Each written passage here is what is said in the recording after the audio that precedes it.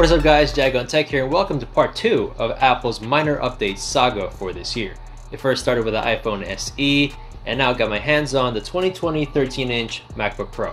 Now this is the MacBook that everybody has been waiting for, including myself, because finally Apple said goodbye to the butterfly keyboard and said hello, welcome back to the scissor key switches. So there are a good amount of changes here that we first saw in the 16-inch MacBook Pro. I already mentioned some of the specs in my unboxing video, so if you haven't checked that out yet, I'll throw the link up in the description for you. Now to go even deeper, this has an 8th generation Intel i5 processor. It is the baseline model, so it's the cheapest out of the bunch, starting at $1,300.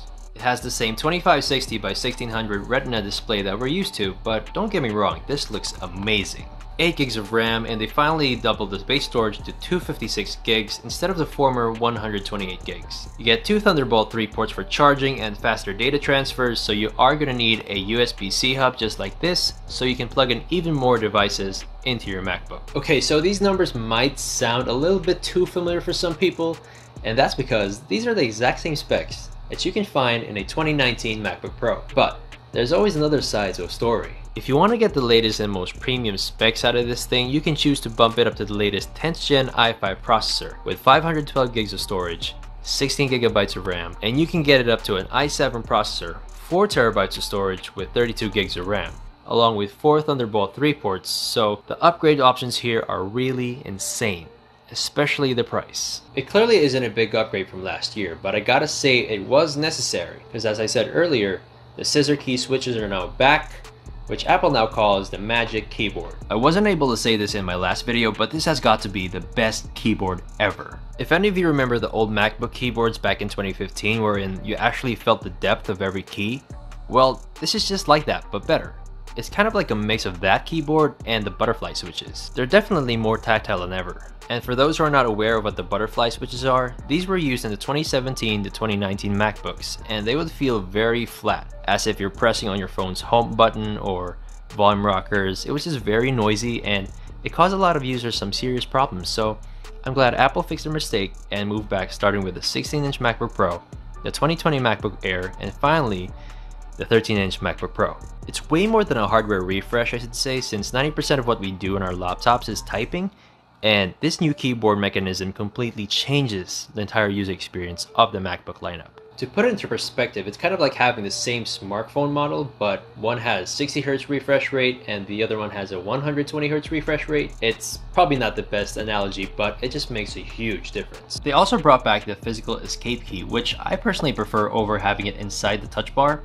And they also separated the Touch ID sensor, so this makes it a lot easier for you to unlock your MacBook. The touch bar is still a nifty and useful tool that it is, and I'm honestly new to the whole thing and I didn't adjust well to it at first, but upon using it on a daily basis, I actually really love the touch bar. It makes every task a lot easier to do because it gives you a wide array of toggles and options that you can interact with, and it saves you a lot of time. You can change your font colors here, switch your browser tabs, find an emoji, scrub through videos, anything.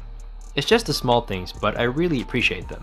For the battery life, I can spend one day of heavy video editing with a browser running in the background, and it can last me a decent 6-hour screen on time. And during days when I'm just creating a document, sending emails, and listening to music at the same time, it would last me a crazy 9 to 10 hours. I also found myself charging it only once a day regardless of my workflow, so battery is pretty good. We all know that the MacBook Pro is everybody's go-to when it comes to better power and productivity. So it's a given that this handles office tasks and web browsing very easily. And for the heavier tasks, especially for those who make music, edit videos or photos, or just anyone who wants to dive in creative goods, this does a great job considering it's just a baseline model. And what more if you decide to upgrade the specs on this?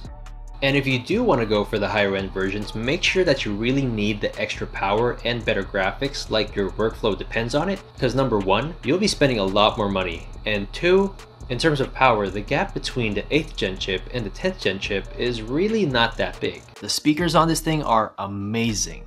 The best speakers you can find in any laptop right now. They're loud, they're insanely clear, and it packs some pretty good bass as well. And as a guy who goes crazy over good sound quality, I'd rather put these speakers on full blast than plug my headphones in. They're just that good. The webcam is still the same 720p potato camera that we're used to, and it's funny because the company that makes the best smartphone cameras give us this in their latest MacBook. I mean, it's good and all and it works, but it's clearly not Apple's priority right now. And what you're hearing is the improved microphone setup, so it's a lot clearer and a lot better than before. And that's basically it for the new 2020 MacBook Pro. There's something old, there's something new. Not a lot of changes though, but would I recommend it? Oh yeah, definitely. I mean, I love this thing so much, and it is the best MacBook that Apple has had in years. But maybe wait a little bit, because Apple has something up their sleeve for their future MacBooks. They'll be transitioning to ARM-based processors, which is the same chip found in iPad Pros. And we all know that iPad Pros are a lot faster than most laptops right now.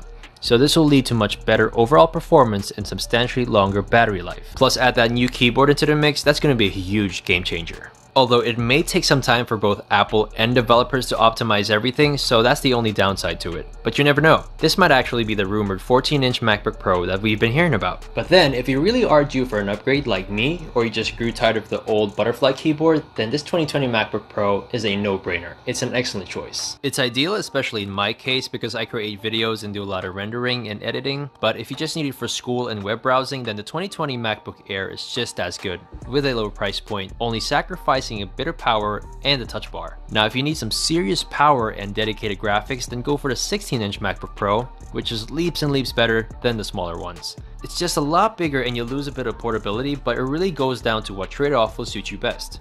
And that's been it. Thank you guys so much for watching, and I hope you guys liked the video. Let me know your thoughts in the comments down below. Do you think the 2020 MacBook Pro is the way to go, or maybe just wait a little bit more until the new one comes out with a lot more improvements? WWDC is in 2 days. I'll see you guys in the next one.